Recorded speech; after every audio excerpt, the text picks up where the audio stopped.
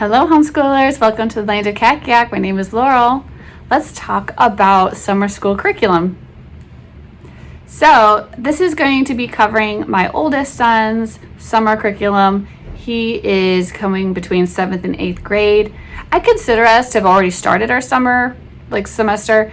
Because we do so many 6-day weeks, being Robinson curriculum based, RC plus as I call us, we just get through that 180 days, whatever requirement, quicker, I also feel like times that I would have kept my kid home from public school, right? Like they had sniffles or whatever. They actually still get some, I don't actually totally let them off of school a lot of times. Yeah, you have a cold. That doesn't mean you're not going to do math. Oh, you can read in bed. No, you're not going to just lay in bed watching, movies all day. You can read and, or I'll come and I'll read to you, So anyway, they just get so much more education being homeschooled than they would have if just thinking back, Everett was in public school through 3rd grade. Anyways, to the summer curriculum choices for my what do they call it? Is it a rising 8th grader or is it a rising 7th? What is the term? Groups get their own little language, get their own little terms. I guess I'm not in. I've never been in the in group ever. Okay, so we did everything notebooks and RC and unofficial RC notebooks this year, and they worked so well. I probably would have continued with him with that through the summer. He's the reason that I developed them in the first place, because he has such a hard time staying organized. And I have a tendency to assign too much, I think, for him. And so those notebooks kept him, or all he had to do was turn the page and do the next page, and he didn't have to find things and shuffle workbooks and all that kind of stuff. And also just took away a lot of visual clutter. But and then for me, it was a container method. If you're familiar with, simplifying and decluttering your house, you're I can only have whatever it will fit in this box for the bathroom or whatever, right? Whatever your space is. So by limiting myself to the pages that I designed for each day and for each subject, whatever work I wanted him to do had to fit in those pages. I will still be using them probably at the beginning of next year, back when we get to more subjects. But I do like to take the chance to just drop a lot of extra stuff over the summer. The nice thing with the notebooks too is that I don't really have to plan anything at his level. So it really frees me up. But I can get to where he's becomes so independent. He was in the unofficial RC notebook level 5 this year. He's just become so independent. It's I can almost forget, and I'm I need to check his notebook. I have to remind myself to or tell him you need to, when you're done, come tell me so I can look through your pages real quick. I actually wanted to do some things with him that brought us together a little bit more, because I just give so much attention to his 2 younger brothers, because they're just, learning how to read, learning how to write, learning grammar. It's just so much with them. And I kind of had some of that stuff in mind. So you guys may remember, I call myself a McGuffey enthusiast. Everett has been he's been doing the 4th McGuffey reader. We started that up, and we haven't been doing it all year. I made a companion notebook to go with it. This is volume 1, because there's so many lessons. I mean, these books, the cool thing about the McGuffey readers is they can last for multiple years of school. So I made this notebook. You can just keep printing more pages or whatever and binding them, but you could get a couple of notebooks out of it. It's his reading and writing companion notebook, and it just follows along with the lessons in here, and then there's some instructions from me. And so he will be doing this. I can't remember if I've ever done a detailed flip through of this one. This one has a focus. It does have a focus on figurative language. Let me show you something. Okay, so these are the weekly schedule that comes with it, and I just printed it out and like I put in some extra notes for him. So, sometimes as you're working with a resource, you kind of you're like, oh, we could do this, or there's time to do that, or this would help, whatever. What he does is Monday, I'll just read it to you. He is to read the passage he's on aloud with me, and we just discuss it. We have like a little, I was gonna say book talk, it's not a whole book, but like a passage talk, right? A little reading talk. And we include like the text structure. So I just talk about, is this a narration? Is this most of them are narrations and poems in here. But we talk about like what point of view is this written in, like who are the characters, like what's happening, what's the moral of, like we just talk about it a lot, and like things that stand out, like those kind of conversations kind of come naturally if you read something together. And of course I'm checking for his any misreading of any words. I do have him, like there are these like sections. Well, they'll actually like tell you something about the author of the passage, which is cool. There's all types of good stuff. There's exercises that come in here, and basically these are comprehension questions that you can answer, and there's vocabulary in here.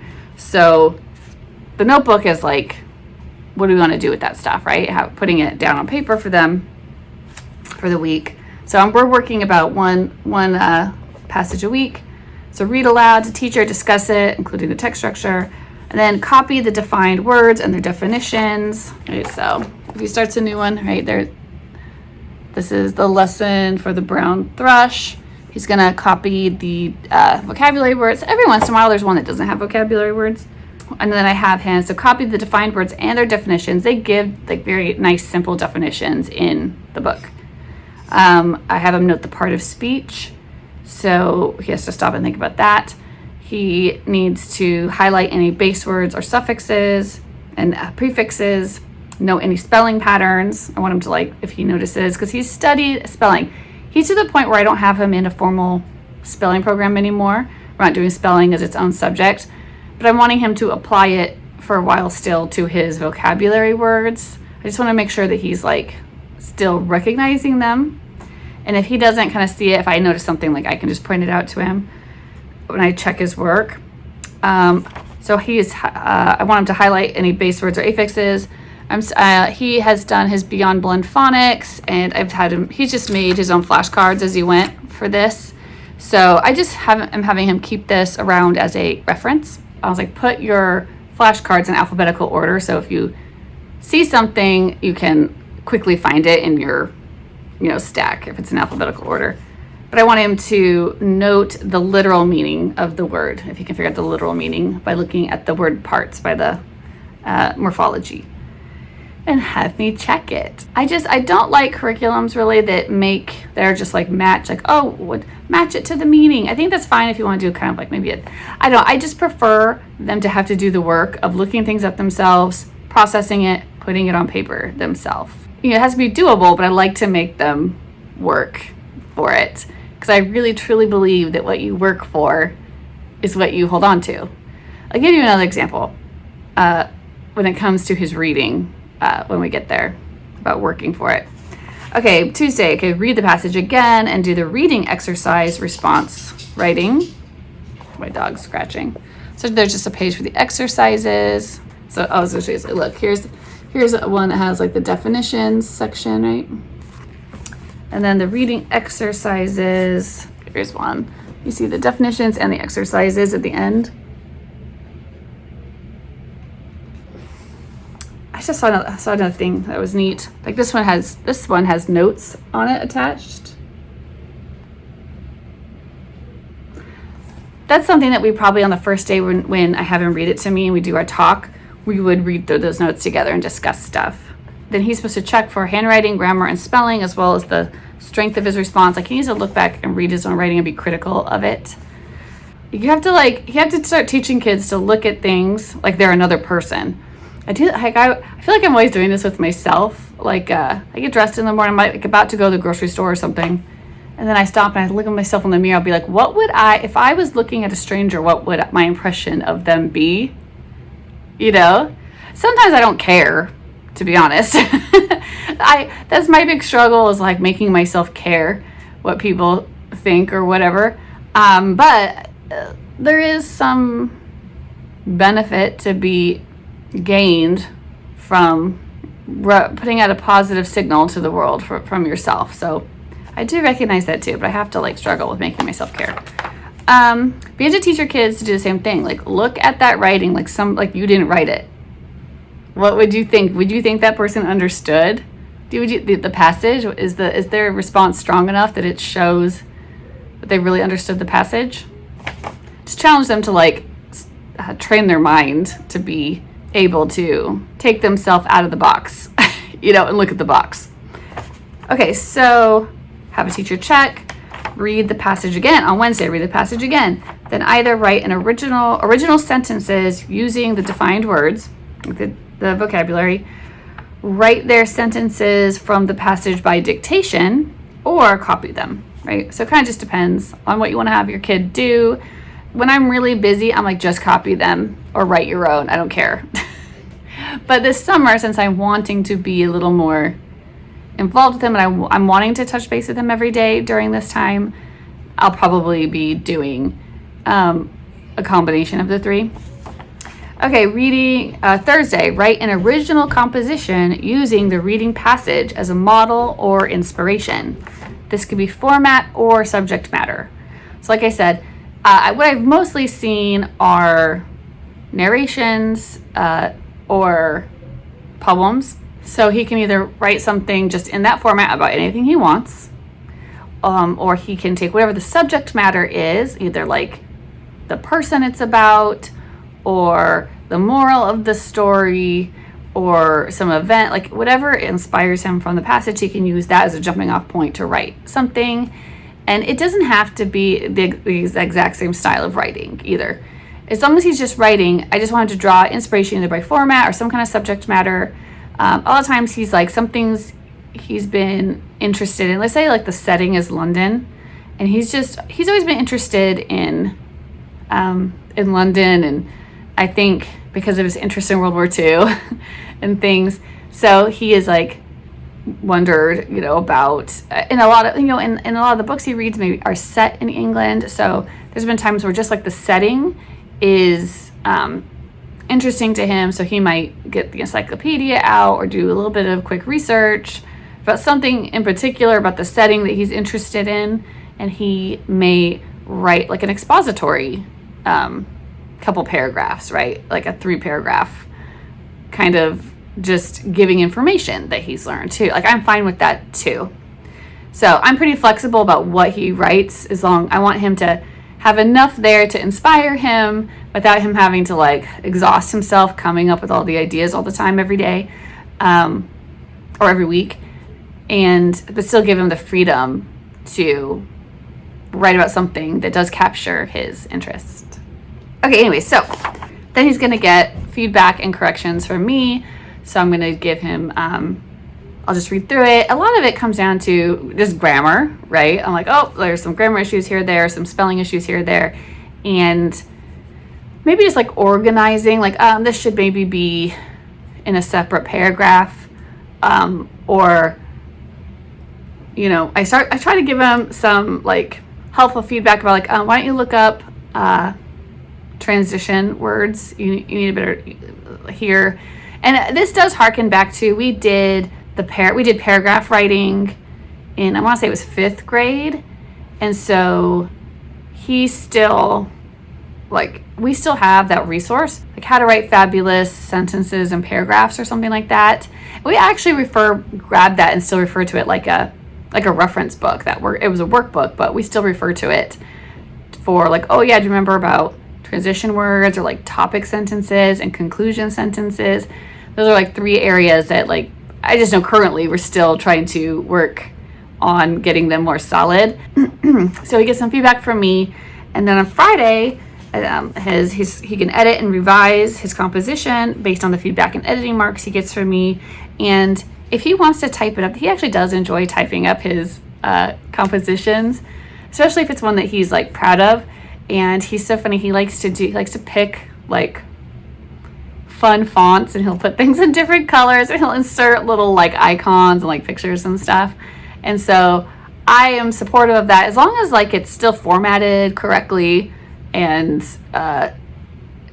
it's still like sound and it's English. Like you can make it as cool looking as you want. I think that's fun that I actually told him the other day, I was like, I think that you could be into graphic design or something like that as a profession, because he just naturally is interested in stuff like that. So anyways, so that's his weekly schedule. And because it doesn't like say all those directions on the pages necessarily, it just says like exercises or definitions or sentences. It doesn't have all my little, so I printed this out and folded it in half like a bookmark, and we just keep it in here. So all of that in one notebook. That's pretty simplified, right?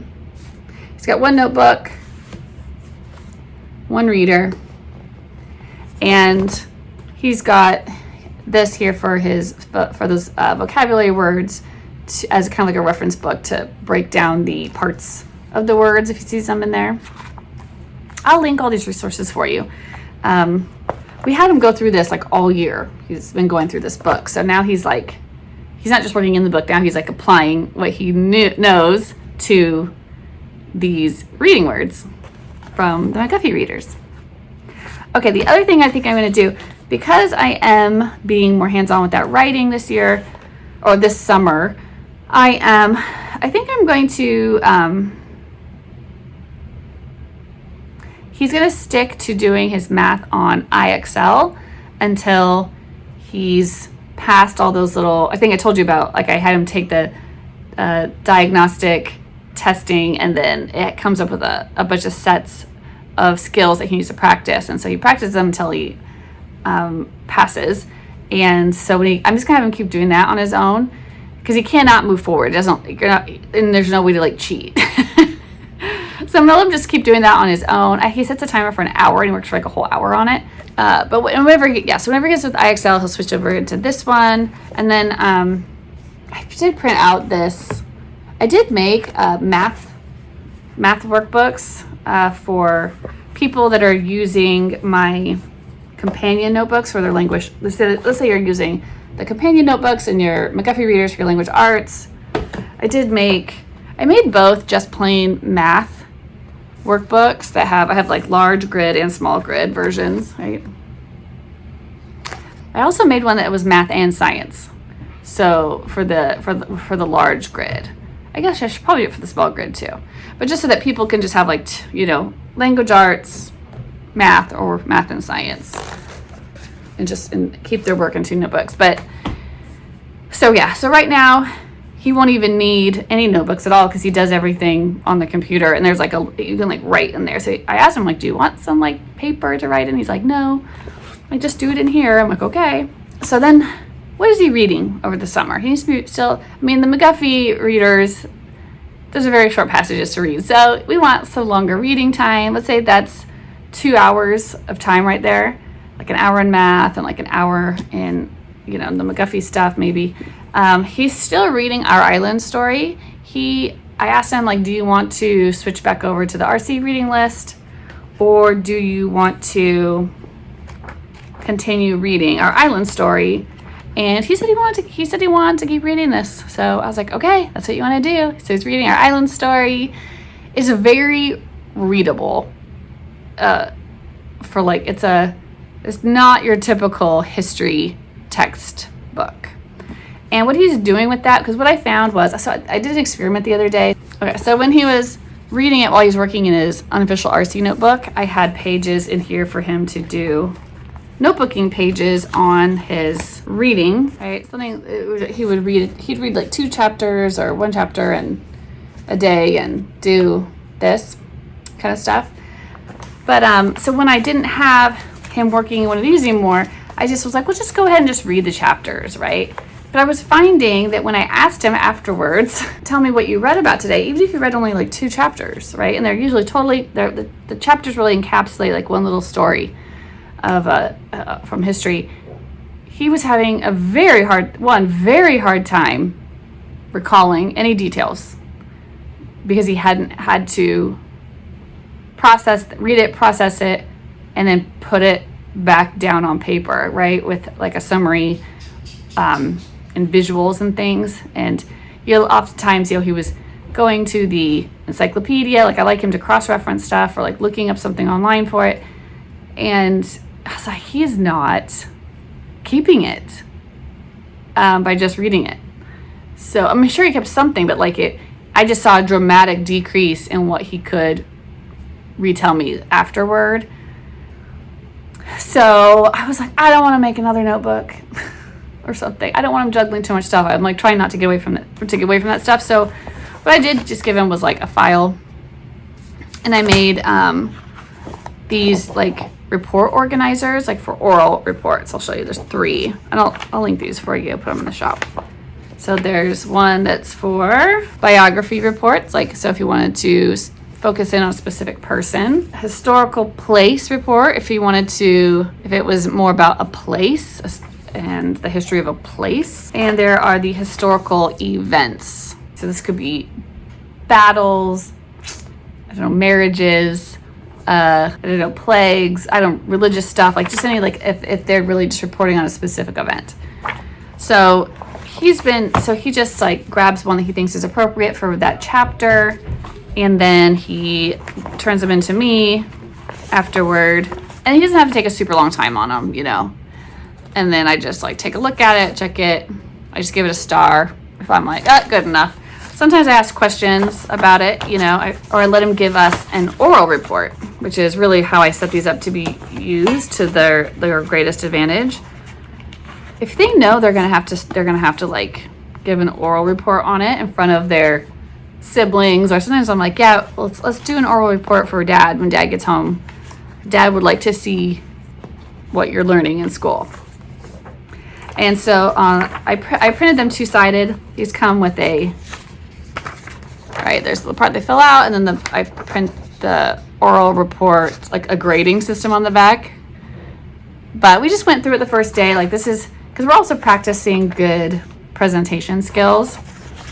And he's a very soft-spoken and doesn't really like to talk in front of people. So I really do want him to get some practice and get used to it. I remember I took a public speaking class in college. I remember being so nervous. And by the end of it, I enjoyed it.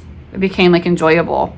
So I would like him to get on that road to overcoming things that he feels trepidatious about and it becoming something you actually enjoy. I remember that about running. I remember being scared to run. But I went ahead and joined cross country, and what do you know? I got better at it. Even though something was really hard and it sucked, it was like, oh well, okay, it sucked, okay, big deal. You didn't die. You got stronger. Now your body can take it. You can take that much. When you feel this way, you don't have to be scared of that feeling. It doesn't mean you can push through that. You can keep going through that, right? So, you can, the same thing with mental and emotional things, right? We're so afraid of these things. If we push through them, we're not so bad. Actually, kind of liked it. Kind of made me feel good about myself. Okay, so he's got language arts, he's got McGuffey notebook. Right now he's doing IXO math. Whenever he's done, we'll transition him back into Right Start. He's got his reading list, right? He's just going to be reading and giving me a little oral report. That's all his core stuff. Something that I am going to do, I just bought. So there's 2 channels that I really like for homeschool, for curriculum reviews. And one of them is Life in the Mundane. I'll link her. She gives, I really appreciate her Apologia Science curriculum reviews. She does a very good job. And our homeschool plan, I like her curriculum reviews too. She gave one. She made me buy this, Teaching the Classics, right? So this was, I think, $99 plus tax and shipping, so little over $100 or whatever. And I'll show you what it is. There's one little notebook for you, the teacher, to follow along in, and it's these DVDs. I think they're close, 45 minutes to an hour, and they're it's a seminar. And it's all about teaching the classics. It's all about literary analysis, basically.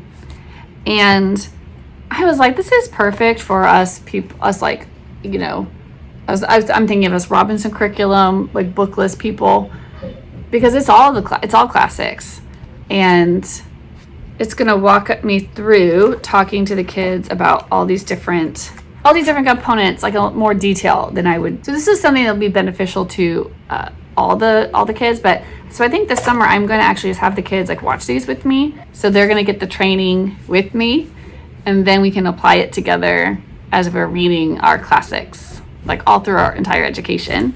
I will link to our homeschool plans video on teaching the classics, her curriculum review, because she's actually used it. So that if you're interested in that, you can see that. That is my oldest son's summer curriculum. And I'll do a separate video on his 8th grade curriculum. And I'll be making some little summer video, like what we're doing this summer with my son that's going between 3rd and 4th grade, and my son who's going between kindergarten and 1st grade. So be looking for those. Okay, have a good day. Happy homeschooling.